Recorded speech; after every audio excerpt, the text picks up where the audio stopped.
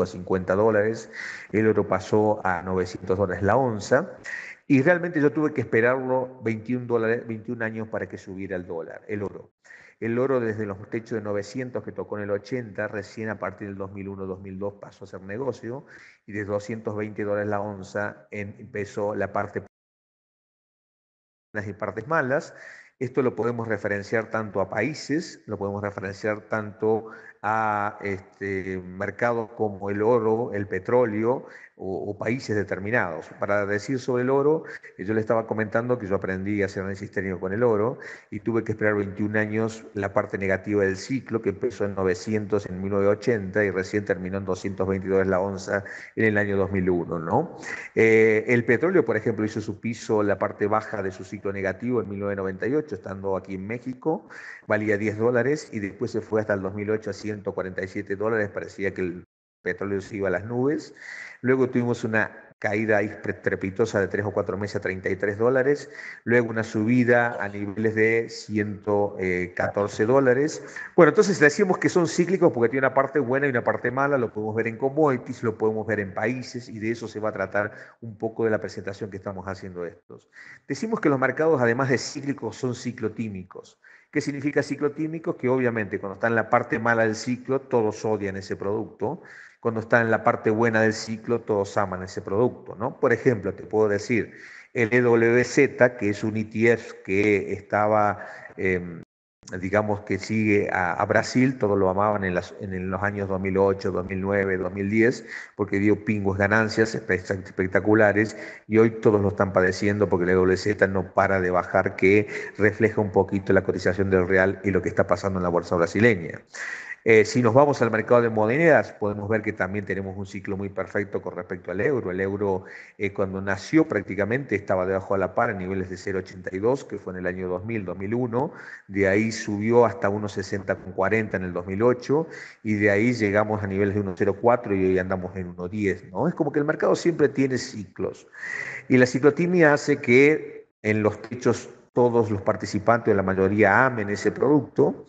En el 2008 todos querían euros. Sí, yo siempre comento en mi libro que Giselle Bündchen, que en ese momento era la modelo número uno del mundo, reclamaba su caché, que era 33 millones de dólares, que se lo pagaran en euros, ¿no? Fue justo en el techo de 1,60,40. Yo supongo que hoy ya se retiró Giselle, pero ya estaría reclamando que su caché fuera en dólares y no en euros, ¿no? Entonces, la ciclotimia hace que la gente en los techos quiera el producto, ame al país, y en los pisos lo defenestre o lo odie para luego amarlo, ¿no? Yo siempre digo que el dinero no tiene memoria ni patria. En ese sentido, lo que uno va a ver es una oportunidad, ¿no? Yo estoy en un país como México, en donde los americanos perdieron en la crisis del tequila 75.000 millones de dólares y dijeron que nunca más iban a invertir en México, y 5 años después compraron, Citibank compró a Banamex pagando 10 millones de dólares en ese sentido, ¿no? Entonces, bueno, en general el mercado es cíclico y cicloquímico. Vamos a ir pasando la presentación. Por algún motivo se me trabó, bueno, pero acá está pasando ahora. Y básicamente lo primero que voy a hacer, y que trato básicamente en mi libro, es que la mayoría de la gente utiliza herramientas fundamentales para seguir los mercados. Y los mercados no tienen nada que ver con los fundamentos en general desde mi punto de vista. Los mercados en realidad adelantan a los fundamentos en ese sentido.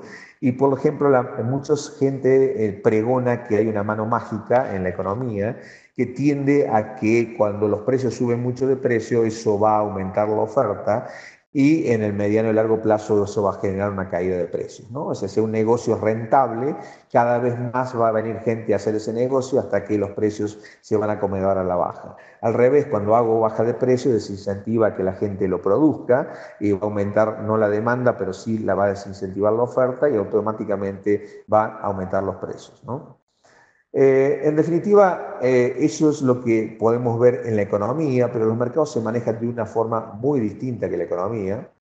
De hecho, que nosotros podemos ver que los mercados, cuanto más suben, la gente más quiere comprarla, y cuanto más baja, la gente más quiere venderlo. Siempre todos dicen que en un mercado hay un comprador y un vendedor, por lo tanto alguien está comprando y alguien está vendiendo. Sin embargo, con el advenimiento de los ETF, que son replicadores de muchos mercados, se ve claramente cómo funciona el mercado. La demanda es directamente proporcional a los precios y no al revés. No como dice la teoría del equilibrio, donde dice que si los precios bajan, la demanda va a ir creciendo porque se pone atractivo. No es así. El mercado baja y lo que sube es la oferta. Lo puedes ver, por ejemplo, en un ETF de China o de emergentes, que ha generado en BlackRock, por ejemplo, un outflow muy fuerte en los últimos tiempos porque muchos escapan de los mercados emergentes y básicamente del mercado brasileño. Entonces el mercado se maneja ¿por qué? Por efecto manada o contagio. Todos se contagian cuando compran y se contagian también cuando bajan. Los mercados tuvimos digamos, un problema grande el día 24 de agosto, que fue conocido como Black Monday, en donde todos eran vendedores, el mercado fue un desastre, llegó a estar 1.200 puntos abajo, ¿no? Siguiendo un poco el concepto de cómo se maneja el mercado, hay dos grandes pensadores que lo podemos decir aquí que son muy importantes, como George Soros y Warren Buffett. George Soros dice que los mercados son irracionales, no racionales. El dinero está hecho para descartar lo obvio y apostar a lo inesperado. Y esto es muy importante. Yo le agregaría que no es que sean irracionales, los mercados son emocionales. Y la emoción que invade a una persona que opera el mercado son dos. Cuando uno va ganando en el mercado, la codicia lo invade y eso hace de que uno piense con optimismo hacia el futuro. Y al revés, cuando el mercado va en contra, el pánico, la desazón, el miedo lo invade y empieza a tomar decisiones muy presionadas por la situación en que se encuentra su cartera. Fíjense en lo que dice Warren Buffett, que Warren Buffett dice que cuando la mayoría se pone codicioso, yo me vuelvo temeroso y me vuelvo codicioso cuando los demás están temerosos. En general, en los techos la gente se vuelve muy positiva.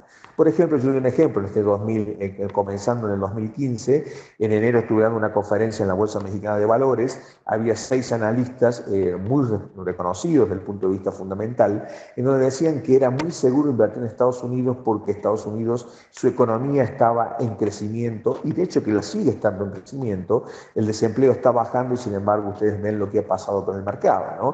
Hoy el mercado está en números negativos y ha bajado fuertemente en los últimos días y semanas y meses. Nosotros nos hemos mantenido muy cautos y negativos, pregonando que el mercado podía ajustar fuertemente en ese sentido. Y en este esquema es que hay dos puntos muy importantes, yo que vengo de larga data, de hace 34 años en esto, que han ayudado mucho a que las personas que somos profesionales y otros que intentan acercarse al mercado puedan tomar ventaja. Unos son los ETF que nos dan la posibilidad de operar el mercado en forma inversa y otros son las plataformas como el caso de Forex Primus que realmente nos permiten a nosotros tomar ventaja con un solo clic, que son seguidores del mercado, y poder aprovechar un mercado bajista. Lo único que tiene que hacer uno es decir, yo lo miro para abajo el mercado y si el mercado baja, obviamente voy a tener una ganancia y muchas veces apalancada, lo que puede ser una ganancia exponencial, ¿no? Obviamente que beneficio y riesgo van de la mano. Siguiendo avanzando, lo que nosotros ponemos en nuestro libro es que el mercado se mueve como un péndulo y se mueve en un ciclo en donde el mercado, cuando está en la parte baja, todos están muy deprimidos, están todos muy negativos con respecto al mercado. Un ejemplo de eso fue lo que pasó con el petróleo cuando tocó $37.75 hace pocas semanas y que en 3-4 días subió $49.30. Subió muchísimo porque había exceso de negativismo, había muy pocos alcistas y todos estaban cortos en el mercado. Y en eso hizo lo que produjo una gran recuperación de precios. Luego, en los techos pasa exactamente lo contrario, el mercado se pone muy alcista, la mayoría de la gente piensa que el mercado es para arriba y en ese momento todas las noticias son positivas y ahí es donde el mercado está listo para girar en ese sentido. Es decir, que el mercado sanciona consensos. Yo soy un seguidor mucho de los indicadores de sentimiento, es decir, si el sentimiento está muy positivo, generalmente soy opinión en contraria y lo vendo. Si el mercado está muy negativo, soy opinión en contraria y trato de comprarlo, ¿no? Fíjense ustedes cómo en general los mercados anticipan y las malas noticias que se producen son consecuencias a veces de caídas del mercado. La gran caída, por ejemplo, del Dow Jones del 73 al 74 terminó con la renuncia de Richard Nixon en agosto del 74, que produjo una última caída del Dow y fue una gran oportunidad de compra en ese momento del mercado. Obviamente las noticias cuando el mercado cae son muy negativas, fíjense en la tapa de revistas, como la revista Time, en donde está hablando, donde está viendo un Papá Noel todo andrajoso, allí fíjense ustedes que no tiene ni siquiera regalos allí, y estamos viendo que hay una crisis importante en el sector del trabajo.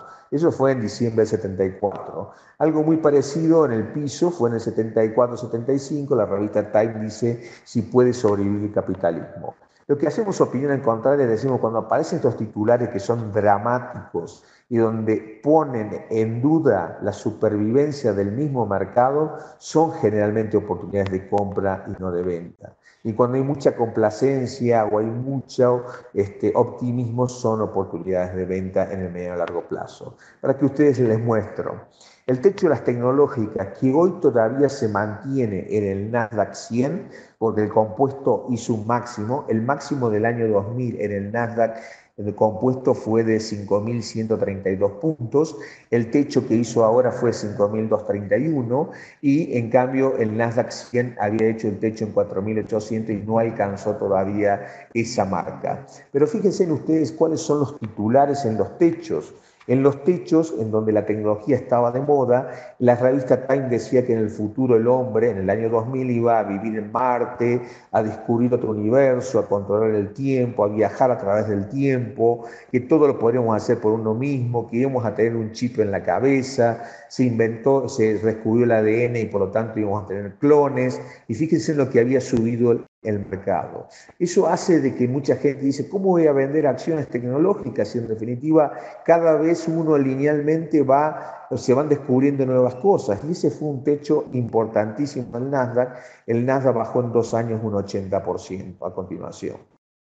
Fíjense también lo que pasa en el mercado cuando se pone muy negativo. La crisis rusa que se produjo en el 98 vino con todas malas noticias. Boris Yeltsin hizo todo lo que no tenía que hacer. Decía que no iba a devaluar su moneda, la moneda se depreció, el rublo. Decía, bueno, ustedes saben que tuvo enfermedad, luego algunos decían que en realidad tenía algunos problemas de alcohol y el mercado realmente no paraba de bajar la bolsa rusa.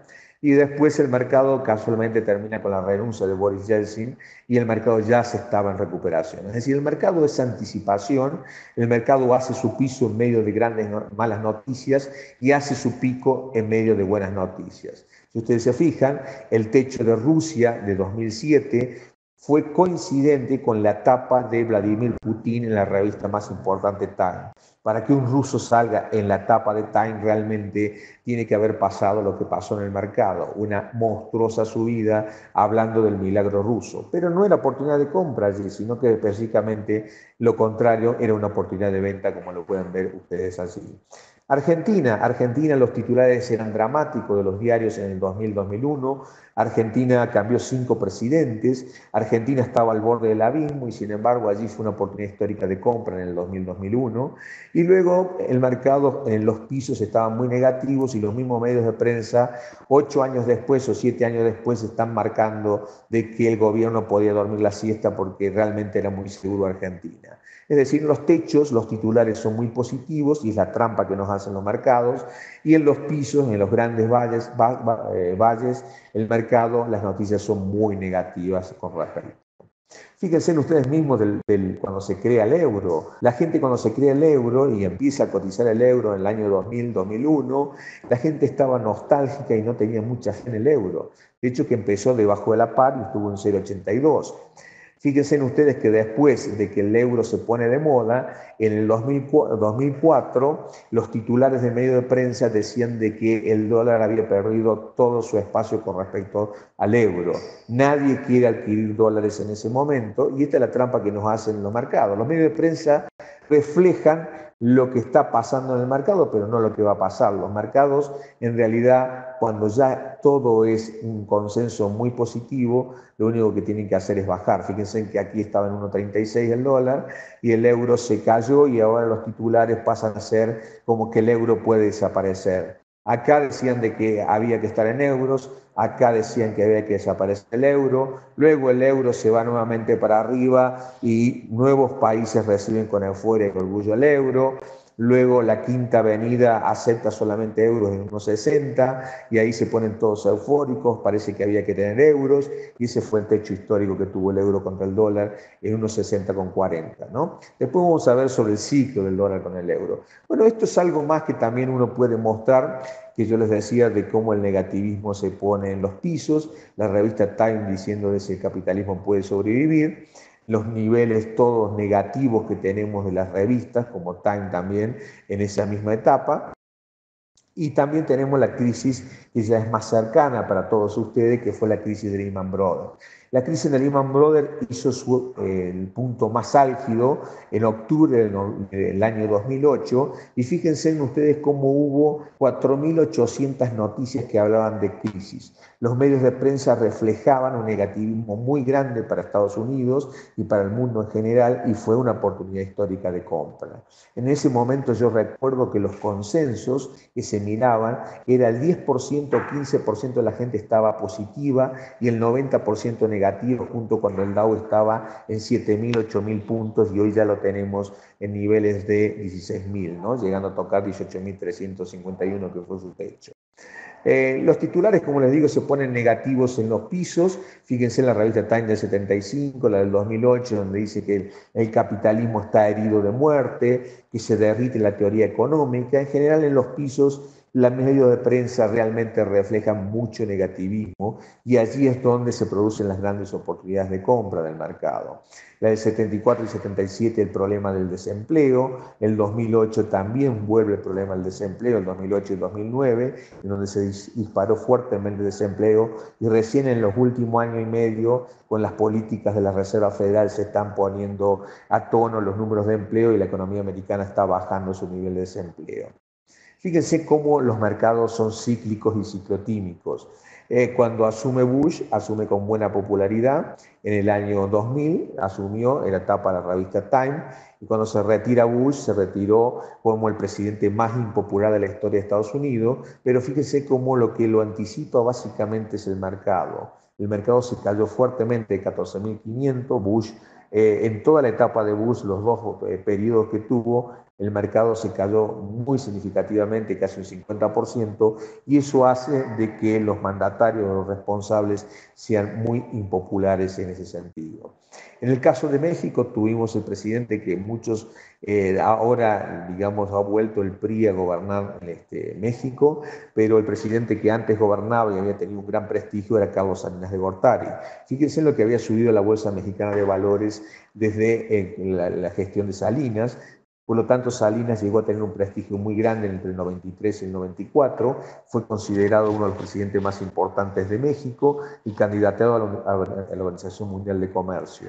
Luego vino la gran caída que se llama el tequila, que fue a partir de diciembre del 94 cuando entra Zedillo, y Salinas tiene que hacer una huelga de hambre. Hace una huelga de hambre, el otro era gran presidente mexicano y se tiene que exiliar de México para luego regresar después de muchos años del mercado porque se los indicaba como uno de los responsables de lo que había ocurrido con la crisis mexicana, ¿no? Pero para eso, para ver cómo el mercado es cíclico y ciclotímico. Cuando va todo bien, el presidente se lo ve de ojos azules, que se lo ve muy inteligente, cuando las cosas van mal, siempre buscamos algún responsable en ese sentido y el negativismo está abundando. También en el libro que nosotros escribimos, que es El Poder de los Mercados, hacíamos mención de Perú. En Perú, si en este curso hay peruanos escuchando, tuvieron la experiencia de Alberto Fujimori. Fujimori, fíjense en lo que hizo subir la bolsa. La bolsa fue espectacular lo que subió en la época de Fujimori. El techo de Fujimori fue en 1997 y luego del 97 Fujimori empezó a caer en desgracia, tan en desgracia que en el 2000 renuncia por fax estando en Japón, diciendo que no lo podían extraditar porque él no era peruano, sino que era japonés. Entonces ahora está preso, realmente luego lo pudieron extraditar de Chile, pero fíjense cómo pasó de algo muy positivo a ser un gran presidente a caer en desgracia y tener que renunciar vía fax, ¿no? Ahí fue la gran oportunidad histórica del mercado peruano cuando estaba Paniagua que sucedió a Fujimori y luego entró el gobierno de Toledo, en donde se produjo por los metales una gran subida para la bolsa peruana. A continuación, lo que vemos en el caso de Colombia, Colombia con Uribe también tuvo un gran crecimiento. Uribe creo que es uno de los grandes responsables de que, como dicen algunos amigos colombianos que tengo, de que el pasaporte colombiano ahora sí se puede presentar. Uribe generó una gran subida en la bolsa. La bolsa colombiana fue una de las grandes protagonistas en la década del 2000 al 2008, 2007. Como el mercado subió fuertemente, Uribe fue reelecto y fíjense con que se retira con gran popularidad del mercado, ¿no? No le dieron la luz verde para una segunda reelección, la Corte Suprema, luego fue sucedido por Santos, pero se retiró con una gran popularidad. El caso más notable es el de Lula da Silva, un personaje que venía de fracción obrera, trabajadora, de sindicato, donde mucha gente del mercado tenía mucha duda que iba a ser el gobierno y generó la más sorprendente subida de todos los mercados. Brasil pasó a ponerse de moda, fíjense en lo que subió la bolsa. Muy importante todo lo que se pasó en la época de Lula da Silva. Y luego, bueno, ya sabemos ahora cómo está Brasil y ya lo vamos a ver con la parte del ciclo. Lula da Silva fue declarado el hombre del año para Le Monde y fíjense en los titulares de revistas, en donde luego de la gran subida, el Cristo Redentor de Río de Janeiro le ponían como un cohete que había despegado Brasil. ¿En dónde? Aquí en el techo. Acá son todos positivos y todos dicen, pero ¿cómo no vas a invertir en Brasil? Aquí todos tienen dudas, aquí todos dicen que es riesgoso, aquí todos dicen que es seguro. En definitiva, el mercado es anticipación y por lo tanto siempre va a estar antes que los eventos. En Argentina, por ejemplo, la bolsa argentina nunca quiso al presidente de la Rúa, porque la bolsa lo único que hizo es bajar en todo su periodo. El presidente de la Rúa termina renunciando y fue realmente el fin de la caída del mercado, luego de que el mercado argentino cambiara 5 presidentes. El presidente Néstor Kirchner subió en Argentina en el año 2003 con una popularidad del 21%, luego fue al 70% de popularidad y fíjense en lo que subió la bolsa argentina con el digamos, el presidente que ahora ya no está sin vida, digamos, está solamente la mandataria que es su esposa, ¿no? Bueno, así es como funcionan los mercados con la ciclotimia, en el sentido de que son cíclicos y ciclotímicos, tienen partes buenas y partes malas, los presidentes son amados, venerados cuando las cosas van bien, son odiados cuando las cosas van mal porque son los responsables.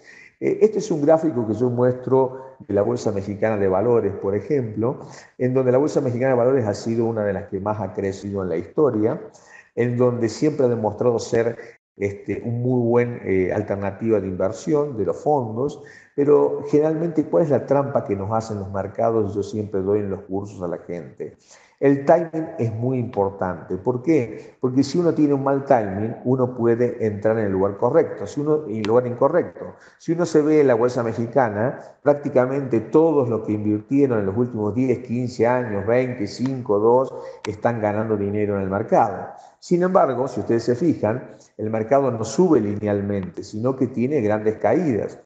Por ejemplo, en el 79 al 82 el mercado se bajó 95% en dólares, en el 87 se bajó 85%, en el tequila se bajó 80% en dólares, la caída del 97 al 98 de los tigres asiáticos repercutió en un 62% en la cotización de la bolsa mexicana, la caída del 2000 al 2003 un 43%, la del 2008 de Estados Unidos, que es la más reciente, fue una caída del 65% en un año en términos de dólares, y la crisis europea del 2011 un 30%.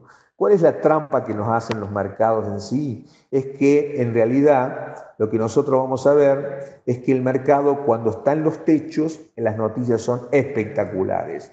Y cuando está en los pisos, las noticias son terribles. Entonces la gente que no tiene información, y por eso es muy importante, como el caso de Forex Primo, que tiene muchas noticias de muchos especialistas, que algunos son contrarios a opinión, otras no, tiene que informarse. ¿Por qué? Porque en los techos abundan las noticias positivas y en los pisos abundan las noticias negativas. Entonces, el inversor menos informado, ¿qué hace? Compra en los techos y vende en los pisos, se asusta.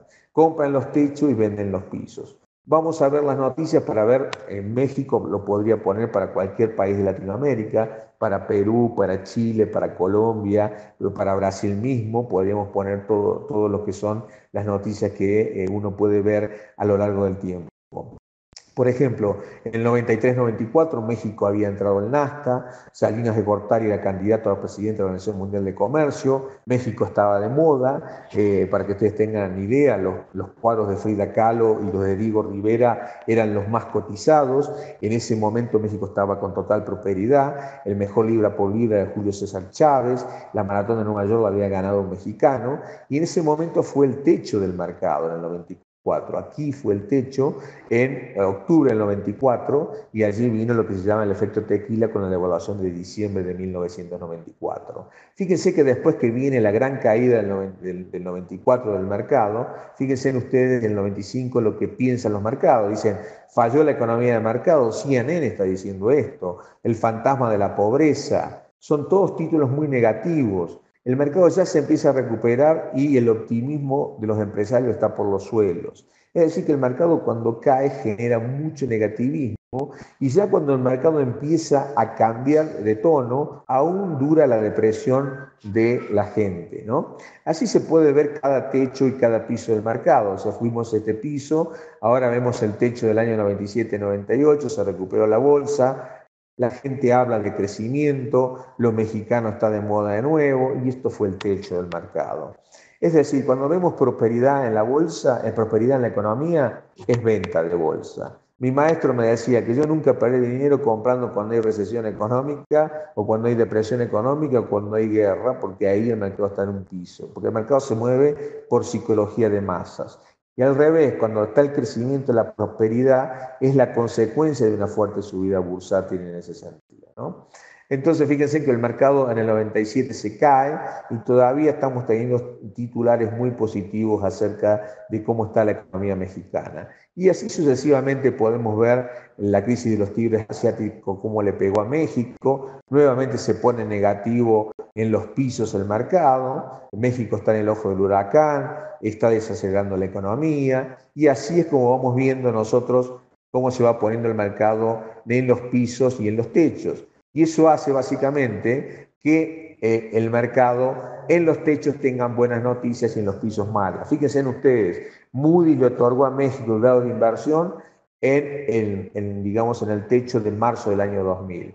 En ese momento decían que México era seguro de invertir, fue el primer país en toda Latinoamérica que tuvo la calificación de grado de inversión y fíjense lo que pasó a continuación, un colapso del mercado del 2000 que fue una pérdida muy importante. Y luego se caen las Torres Gemelas y todos se ponen negativos. El diario Universal, que es un diario importante de México, dice en este momento que va a seguir la depresión bursátil. Fíjense en ustedes cómo el mercado hace exactamente lo contrario.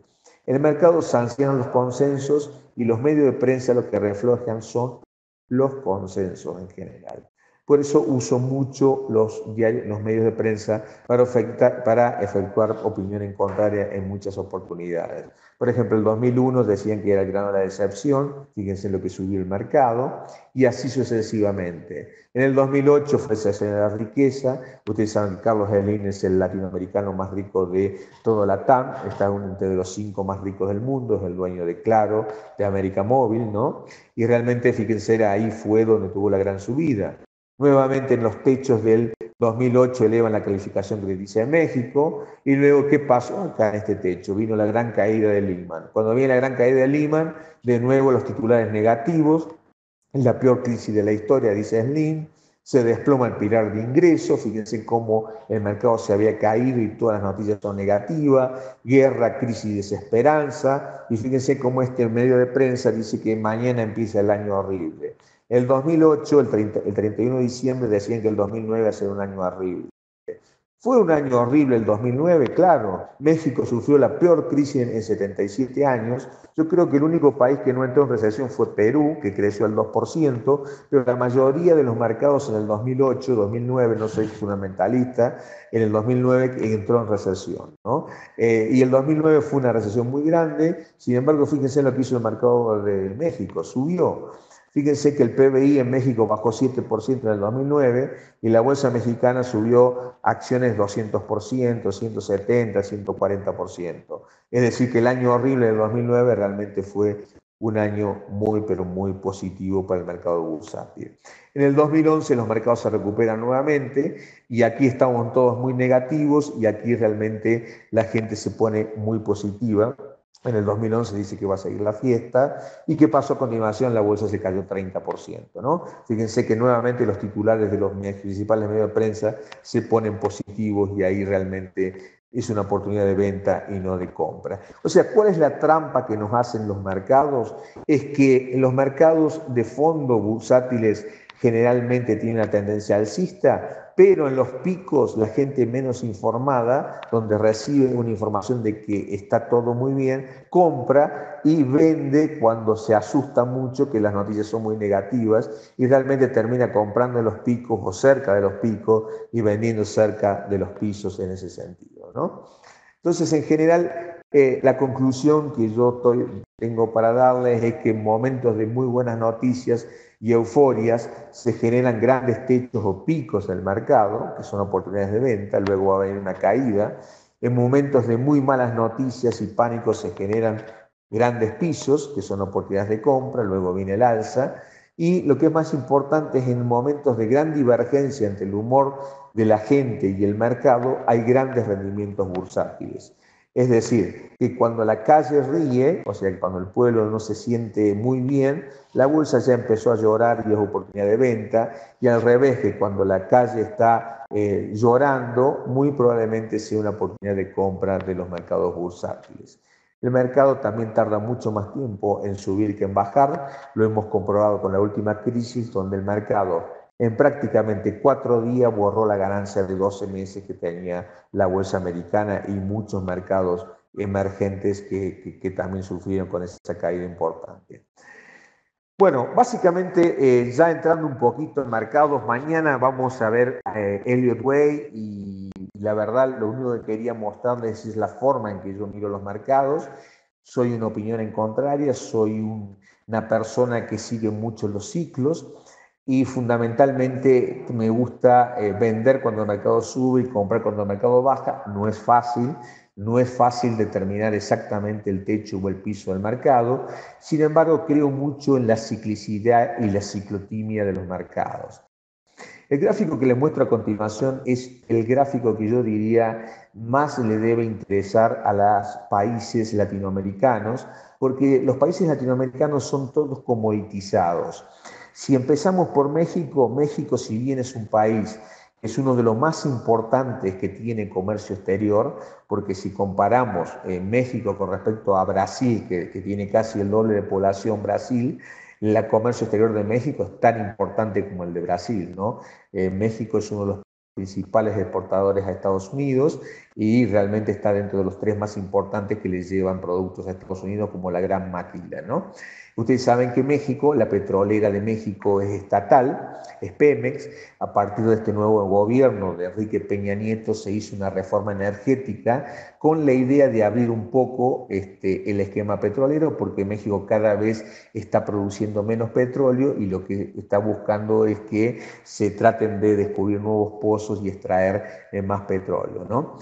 Sin embargo, el petróleo junto con todos los commodities, cuando hablamos de commodities tenemos como 3 tipos de commodities que yo diferenciaría básicamente. Uno que son los metales. Dentro de los metales yo diría que hay 2 tipos. Uno son los metales básicos, como sería el cobre, el estaño, digamos el zinc. Otros serían los metales preciosos, que son el oro, la plata. La plata también es algo industrial en realidad. Hablamos del paladio, del platino.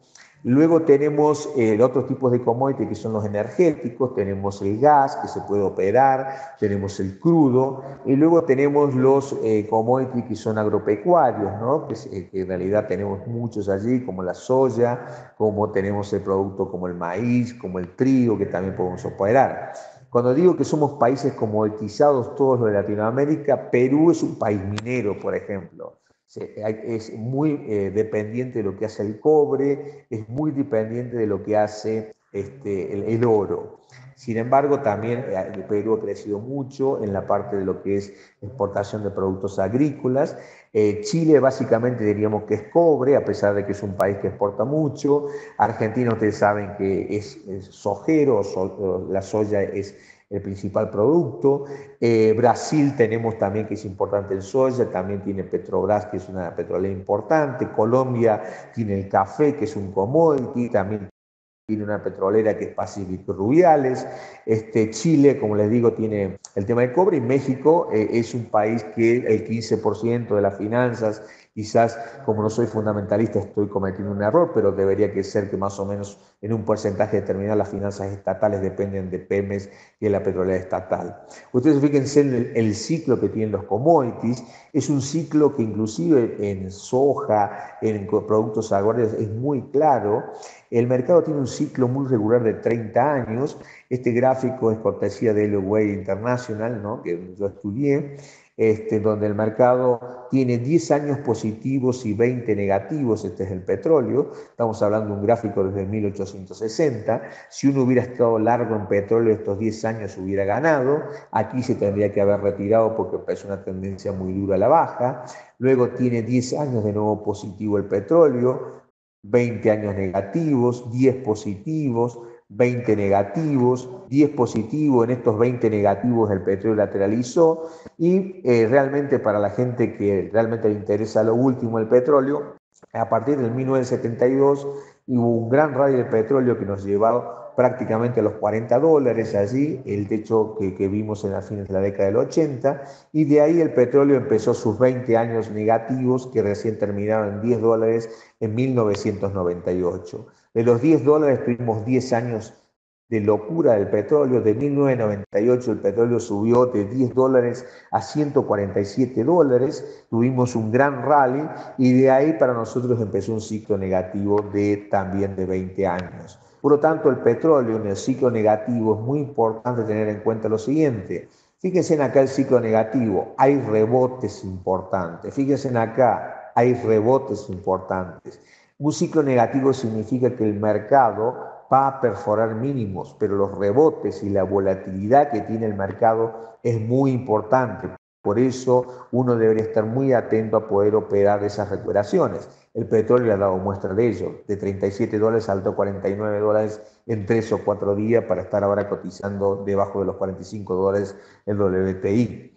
El petróleo uno puede ver la ciclicidad que tiene. Mañana vamos a hablar de cómo vemos el petróleo en ese sentido, cuál es nuestro objetivo, cuáles son los objetivos de corto plazo, cómo se puede operar a través de la plataforma de Forex Primus, que lo tiene como commodity. Otro importante es también la cortesía de Eleway Internacional, de cómo la gente se pone muy negativa. Fíjense, el oro cuando empezó a subir, cuando valía $220 la onza, dice, nadie espera que el oro pueda ir para arriba pronto. Y fíjense cómo fue exactamente a partir del 2001 cuando empieza el gran rally. Y ahora de nuevo la gente se ha puesto muy negativa para el oro, donde dice que el oro solamente puede estar peor. Eso es lo que decía Bloomberg. A mí me da la sensación que esto es una señal positiva para el oro. Yo creo que el oro subió en 5 movimientos, está ajustando ahora, y en 1100 para mí el oro va a subir fuertemente igual que la plata, ¿no? Me gustan mucho los metales. Mañana vamos a dar más precisión de cómo los vemos y cómo lo podemos operar con la plataforma de Forex Primus, ¿no? Con respecto al euro, el euro, ustedes saben que fue creado en el año 2000, fue una componente de 10 monedas en su momento, y lo que podemos hacer para ir para atrás es poner la participación que tienen las monedas europeas que contribuyeron a la creación del euro. Si hacemos el ciclo del euro, fíjense qué perfecto es el ciclo del euro. Desde 1977 el euro bajó 8 años hasta el 85. En este periodo había que tener dólares y el euro se cayó dramáticamente. Luego, desde el 85 hasta el 91, tuvimos 7 años, 8 años donde el euro realmente fue firme nuevamente con respecto al dólar. Desde el 92, que fue la época de Clinton, hasta el 2000 tuvimos un dólar firme y un euro muy débil, ¿no? Y a partir de toda la época de Bush, del 2000 al 2008, tuvimos un euro firme que empezó en 0,82 y esto sí ya es cotización real del euro a niveles de 1,60,40 que fue el techo que tocó en el 2008. Luego desde 1,60,40 estamos en la parte baja del ciclo, en la parte negativa del ciclo del euro. ¿Cuándo va a terminar la parte negativa? En el 2016. ¿Y por qué va a terminar ahí? Para mí, es mi opinión. Ustedes dicen, no, pero ¿cómo puede ser? Si Estados Unidos va a subir la tasa de interés, ¿cómo puede ser de que el euro se vaya a recuperar? La respuesta para mí, la voy a dar mañana, pero ya se las anticipo. Yo creo que la tasa de interés de Estados Unidos, si empiezan a subir la tasa y la tasa de interés de 10 años y la de 30 sube, eso va a generar una caída bursátil fuerte. Y esa caída bursátil no implica de que la gente vaya al euro para refugiarse. La gente que está en Europa ha invertido mucho en Estados Unidos, como mucha gente de Latinoamérica ha invertido en Estados Unidos, porque es la única economía que se ha motorizado. Entonces, cuando realmente vean de que se caiga en el 2016 la bolsa americana fuertemente, la gente va a sacar su dinero. Y si uno saca su dinero, eso va a ser una depreciación del dólar y va a generar el nuevo ciclo positivo del euro contra el dólar. Un ejemplo para los latinoamericanos está claro, es el mercado brasileño.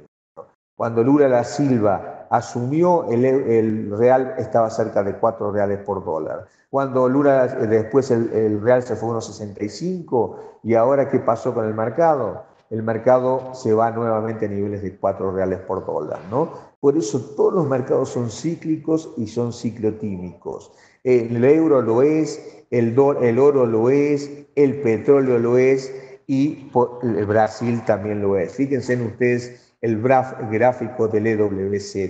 El EWZ es el ETF que sigue en un 99% al Bovespa, en realidad sigue al indicador de Morgan Stanley que tiene una composición del mercado brasileño, ¿no?